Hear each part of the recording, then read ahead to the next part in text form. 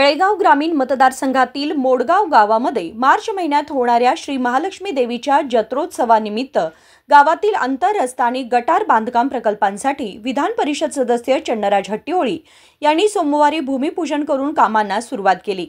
या भागाच्या आमदार आणि महिला व बालविकास मंत्री लक्ष्मी हेब्बाळकर यांच्या विशेष प्रयत्नाने सुमारे 3.5 कोटी निधीतून हे रस्ते आणि गटार बांधणीचं काम हाती घेण्यात आलंय।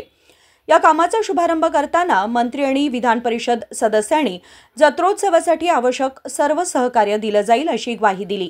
तसेच गुत्तेदारांना वेळेत आणि योग्य दर्जाचे काम पूर्ण करण्याच्या सूचना देण्यात आल्या, जेणेकरून ग्रामस्थ आणि त्यांच्या मालमत्तेला कोणतीही अडचण येणार नाही। यावेळी गावातील ज्येष्ठ नागरिक, पीकेपीएस अध्यक्ष गंगण्णा कल्लूर, श्री महालक्ष्मी मंदिर ट्रस्ट कमिटी सदस्य, ग्रामपंचायत अध्यक्ष, उपाध्यक्ष आणि सर्व सदस्य तसेच सुळेभावी जिल्हा पंचायत हद्दीतील नेते आणि कार्यकर्ते मोठ्या संख्येने उपस्थित होते। राजशेखर हिरेमठ, KMM मराठी, बेळगाव।